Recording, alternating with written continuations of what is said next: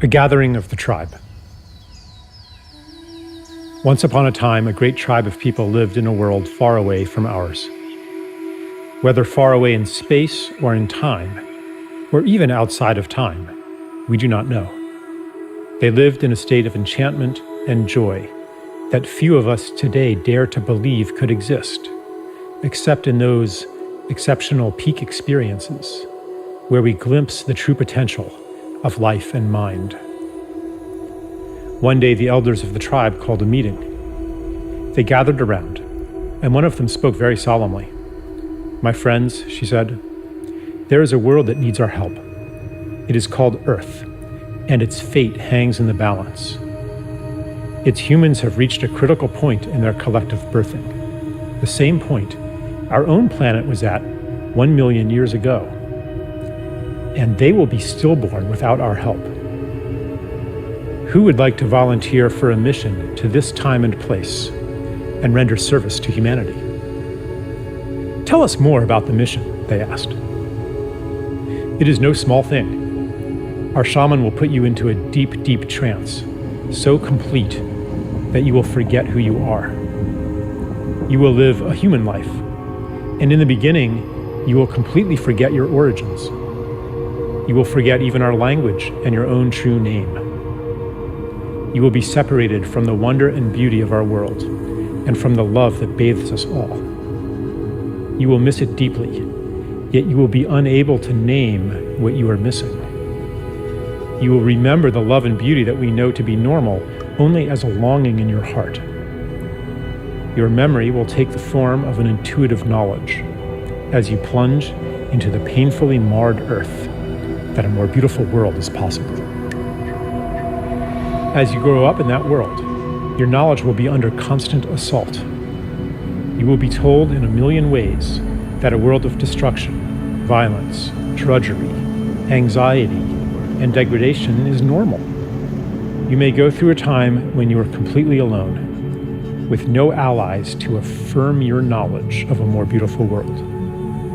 You may plunge into a depth of despair that we, in our world of light, cannot imagine.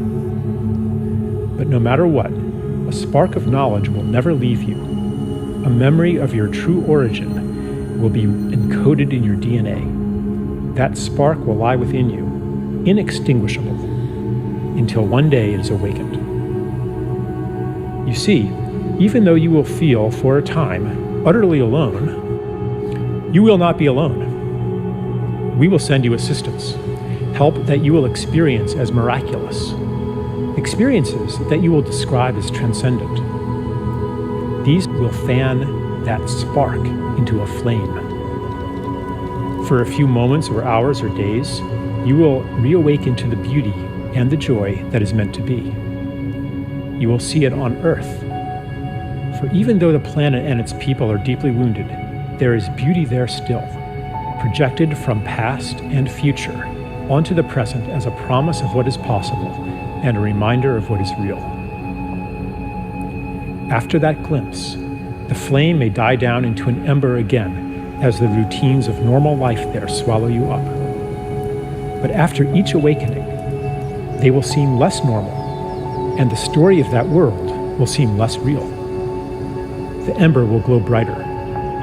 When enough embers do that, they will all burst into flame together and sustain each other. Because remember, you will not be there alone. As you begin to awaken to your mission, you will meet others of our tribe. You will recognize them by your common purpose, values, and intuitions, and by the similarity of the paths you have walked.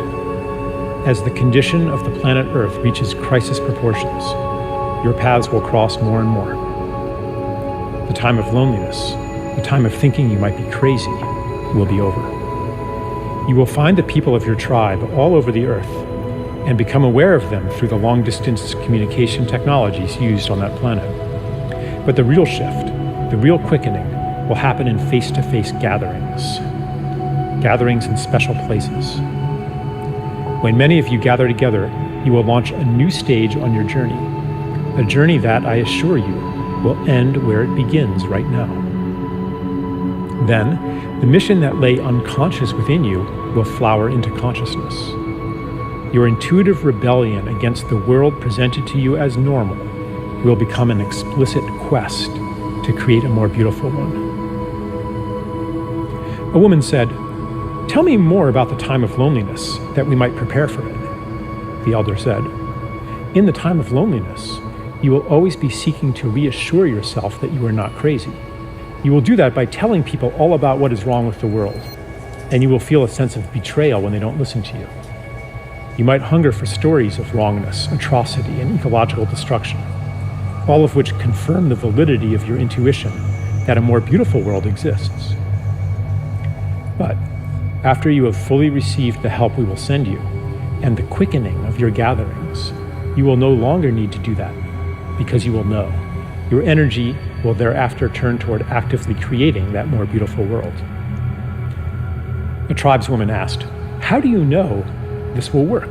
Are you sure our shaman's powers are great enough to send us on such a journey?" The elder replied, "I know it will work because he has done it many times before. Many have already been sent to Earth to live human lives and to lay the groundwork for the mission you will undertake now. He's been practicing. The only difference now is that many of you will venture there at once. What is new in the time you will live in is that you will gather in critical mass and will each awaken the other to your mission.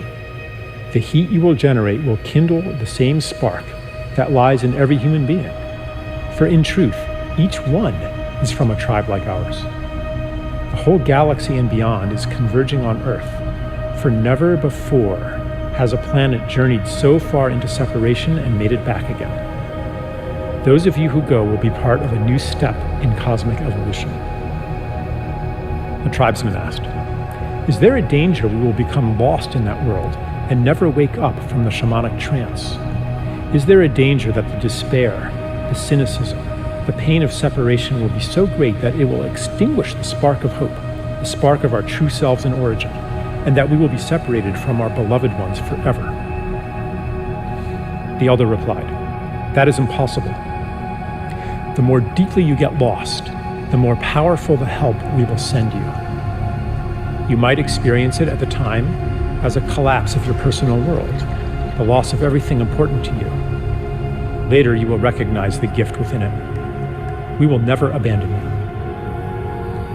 Another man asked, "Is it possible that our mission will fail and that this planet Earth will perish?"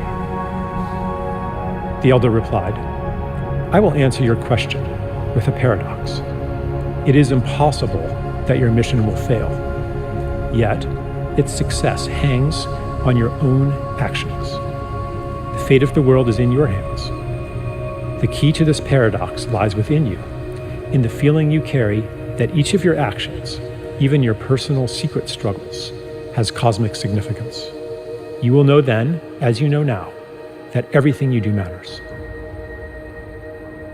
There were no more questions. The volunteers gathered in a circle, and the shaman went to each one. The last thing each was aware of was the shaman blowing smoke in his or her face. They entered a deep trance and dreamed themselves into the world where we find ourselves today. Here we are. Yeah, here we are. Here we are.